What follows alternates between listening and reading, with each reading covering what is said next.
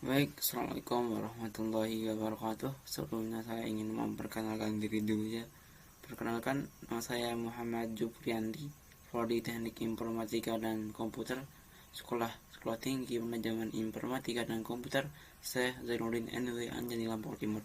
Yang dimana pada kesempatan ini saya akan menjelaskan bagaimana caranya memasang komponen-komponen pada CPU atau komputer. Yang di sini melalui IT Essentials Virtual Desktop ya. Di sini ada beberapa komponen yang kita harus pasang, di antaranya power supply ya.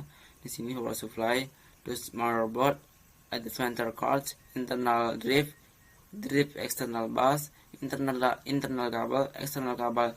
Nah, di sini kita akan mulai memasangnya dengan power supply, yang dimana power supply berfungsi untuk menyalurkan atau menghantarkan arus listrik pada komponen-komponen komputer lainnya. Terus masangnya ya. Oke. Sebelum kita masangnya harus kita sesuaikan lubangnya supaya enak. Oke. Yang tidak kalah penting, kita harus memberikannya ada skrup, karena skrup juga termasuk komponen dalam komputer ya, karena kita butuhkan. Oke. Selanjutnya kita beralih ke motherboard ya. Di sini ada beberapa komponen yang harus kita pasang, di antaranya RAM ya. Di mana RAM berfungsi untuk menyimpan data, file atau lainnya pada komputer ya. Begitu juga dalam dua.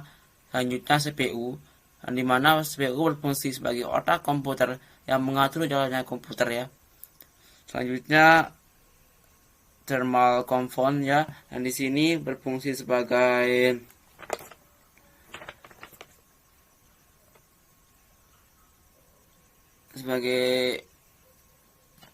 pengatur panas pada CPU ya. Selanjutnya heatsink berfungsi untuk membantu untuk mendinginkan prosesor ya. Selanjutnya kita akan memasangnya ya. Yang pertama RAM, sebagian yang seharusnya kita harus sesuaikan dengan lubangnya, jangan lupa dikunci. Selanjutnya RAM kedua, seperti biasa ya, sesuaikan dulu. Oke, langsung saja dikunci. Selanjutnya CPU, seperti biasa harus disesuaikan ya. Oke, langsung saja dikunci. Selanjutnya thermal compound. Oke, selanjutnya heatsink, hanya di screw, pasang kabelnya ya supaya bisa berfungsi. Oke, selanjutnya kita harus menginstal motherboardnya, dimana di sini kita harus memasang motherboard ke casingnya. Seperti biasa harus kita sesuaikan dengan tempatnya ya. Oke, langsung dikasih screw. Oke. Selanjutnya kita beralih ke adapter card, dimana di sini ada beberapa komponen yang harus kita pasang ya. Di antaranya NIC, yang dimana ini berfungsi sebagai kartu jaringan ya, untuk menghubungkan komputer ke jaringan komputer lainnya. Selanjutnya ini sama, ini video adapter, yang dimana berfungsi untuk menerjemahkan atau menghubungkan sinyal digital menjadi tampilan grafis pada layar monitor ya. Cara memasangnya. Oke. Yang pertama NIS, harus klik screw. Oke. Tepat ya. Selanjutnya. Oke, klik screw. Oke, selanjutnya. Oke, screw-nya. Oke, kita beralih ke internal drive ya. Dan di sini juga ada beberapa komponen yang harus kita pasang, di antaranya hard disk. Ini berfungsi untuk menyimpan file atau data pada komputer ya.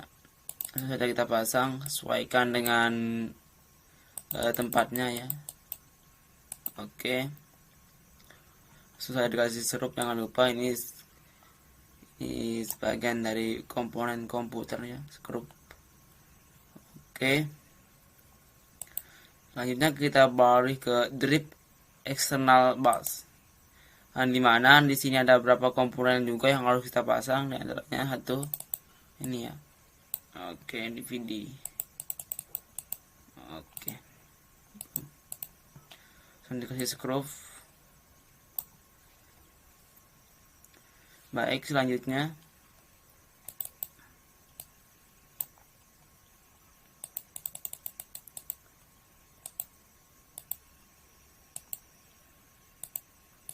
oke, langsung kasih skrup. Oke, selanjutnya kita beralih ke internal kabel ya. Dan di mana di sini kita harus menghubungkan kabel-kabel ke komponen-komponen komputer lainnya. Baik, yang pertama, oke, langsung saja ya. Seperti biasa, harus sesuaikan dengan lubangnya dulu baru bisa ya. Selanjutnya, untuk memasang kabel harus teliti ya, supaya nggak salah nantinya. Oke. Oke. Siap. Selanjutnya, oke.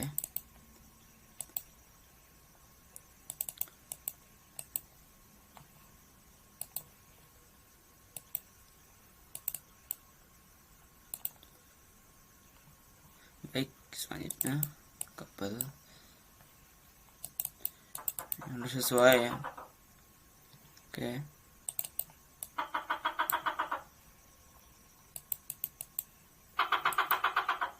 Oke. Mohon maaf karena di rumah ada hewan peliharaannya yang biasa berbunyi pada malam hari, dimaklumi saja. Tuh.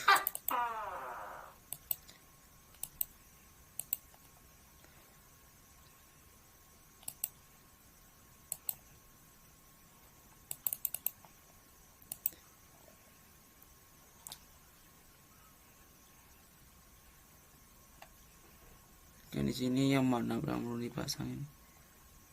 Ini. Udah.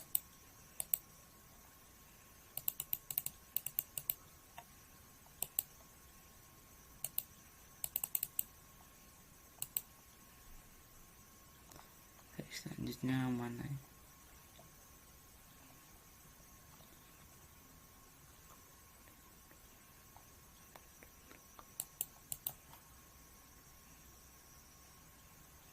Oke, selanjutnya kita akan beralih ke eksternal kabelnya, dimana di sini ada beberapa komponen yang harus kita pasang juga dari panel ya. Jadi kasih skrup. Oke. Selanjutnya kabel monitor ya. Ini untuk kabel untuk menghubungkan CPU dengan monitor ya. Selanjutnya keyboard, teman-teman pasti tahu fungsinya keyboard ya.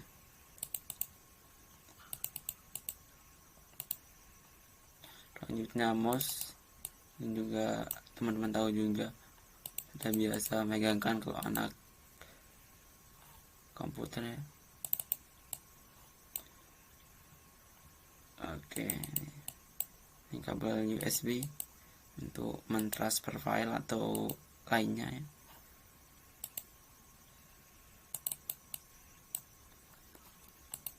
Oke, disesuaikan ya. Selanjutnya